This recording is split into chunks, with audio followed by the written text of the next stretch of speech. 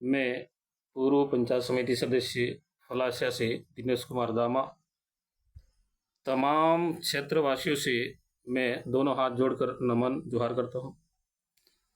आज साथियों, आज वीडियो लाने के पीछे मकसद तो कुछ नहीं है, लेकिन मैंने सुबह सुबह का आज का अखबार पढ़ा और अखबार है दैनिक भास्कर। और दैनिक भास्कर ने आज आंकड़े निकाले हैं कि राजस्थान के जितने भी सांसद हैं उन सांसदों ने मतलब 9.8 करोड़ में से, यानी कि 20 महीने में जो इनको पैसा मिला है 9.8 करोड़, उसमें से इन राजस्थान के सांसदों में सबसे ज़्यादा खर्च करने वाला, यानी कि शिक्षा, रोजगार, स्वास्थ्य पर खर्चा करने वाले, जिसमें नंबर 1 पे सांसद कौन है, इस प्रकार से मैं आपको आंकड़े बताता हूँ। तो ये दैनिक भास्कर का आंकड़ा दिया है। तो दैनिक भास्कर का आंकड़ा है, इसमें ये है कि टॉप 5, यानी कि 5 एमएलए टॉप पे, 5 सांसद टॉप 5 पर चल रहे हैं, जो 9.8 करोड़ रुपए खर्च करने में, जिसमें से क्षेत्रवादी पार्टी से हमारे प्रिय सांसद बांसवाड़ा लोकसभा क्षेत्र से राजकुमार जी रोज जो आते हैं, उन्होंने 20 महीने में 9.8 करोड़ रुपए में से अपने क्षेत्र में 4.4 करोड़ रुपए खर्च किया है, यानी कि शिक्षा, स्वास्थ्य और रोजगार के क्षेत्र में, यानी कि परसेंटेज देखा जाए तो 45.35% उन्होंने पैसा अब तक खर्च किया है।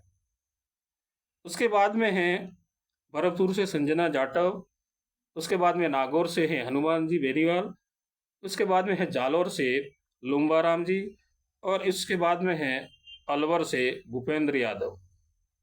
ये इस तरह से 5 सांसद है जो राजस्थान में टॉप 5 पर चल रहे हैं। और मैं ये वीडियो लाने के पीछे मेरा रीजन कुछ अन्य नहीं है, क्योंकि ये नेशनल पार्टियां कभी कभी इधर से इधर बातें करती है, पेपरबाजी करती है और कहती है, लोगों में गुमराह फैलाती है कि इन क्षेत्रवादी पार्टियों की दिल्ली में आगे जड़ कहाँ है, इनकी पहुंच क्या है। तो जड़ और पहुंच की कोई वो नहीं होता है। जड़ को बनाने के लिए प्रयास करना पड़ता है।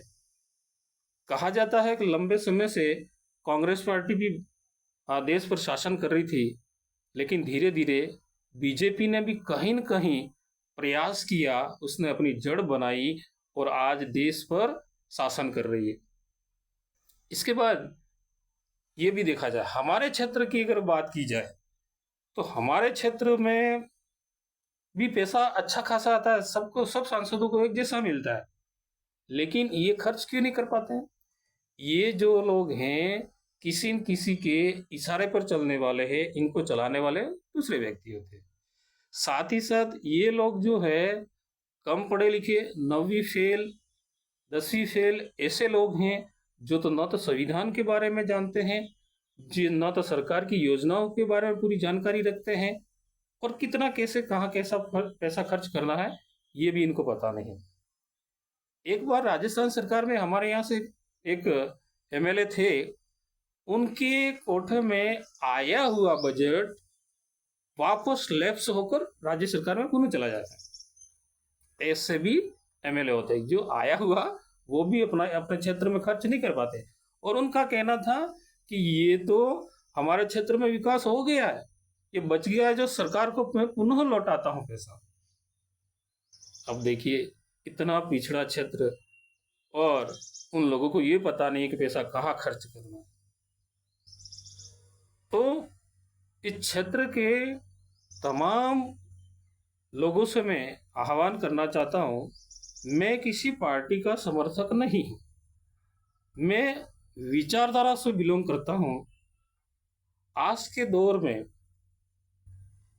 दौर में किसी भी कार्यालय में चले जाओ, आईएएस आरएएस मिलेगा कार्यालय को चलाने के लिए, लेकिन आज के दौर में देश को चलाना हो, राज्य को चलाना हो, गांव को चलाना हो, पंचायत को चलाना हो, तब भी शिक्षा का कोई कोई वो वो नहीं रखा है इन्होंने। शिक्षा कुछ नहीं रखी इन्होंने। अगर कार्यालय को चला रहे हैं, वो आईएएस आरएस चलाते हैं तो अच्छी तरह से चलाते हैं, और देश और गांव को और क्षेत्र को चलाने के लिए शिक्षा नहीं होगी, ऐसे अनपढ़ लोगों को अगर आगे भेजा जाएगा तो कहीं देश का विकास नहीं होगा। तो मैं क्षेत्रवासियों से कहना चाहूंगा कि जब भी अगर किसी भी आदमी को चुने तो पढ़े लिखे, होनहार, होशियार, संविधान के बारे में जानकारी रखता हो, हर क्षेत्र के बारे में जानकारी रखता हो, और कम से कम एमएलए और सांसद की तो डिग्री एमए बीए होनी ही चाहिए, और उसको राजनीतिज्ञ होना चाहिए, उसको हर क्षेत्र में ज्ञान होना चाहिए। ऐसे आदमी को भेजना चाहिए। अब हमारे राजकुमार जी क्या है कि समाज के द्वारा चुने हुए व्यक्ति हैं, अच्छे खासे पढ़े लिखे भी हैं, और उसके बाद में समाज ने इनको आगे किया है, इसलिए आज समाज के काम वो अच्छी तरह से समाज का काम कर रहे हैं। और वैसे ऊपर से थोपे हुए व्यक्ति को अगर कोई काम करवाओगे तो वह व्यक्ति कभी नहीं करेगा। और हमारे राजकुमार जी जो है स्वतंत्र और आज़ाद समाज के द्वारा भेजे गए व्यक्ति हैं, जो आज दिल्ली में भी उनकी आवाज़ बुलंद है। और साथ ही साथ जब ये राज्य सरकार में थे उस समय भी अशोक जी गहलोत की सरकार में भी ये दो एमएलए थे क्षेत्रवादी पार्टी से, अशोक जी डिंडोर और राजकुमार जी रोत।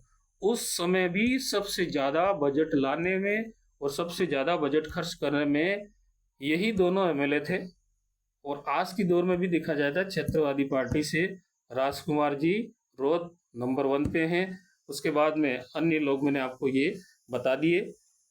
तो मेरा ये कहना है कि दूसरे लोग क्या कर रहे हैं, तो इनसे मैं ये कहना चाहूँगा कि आप लोग भी आवाज़ उठाएं और अपने क्षेत्रवासियों के लिए काम लाएं, अच्छा काम कराएं।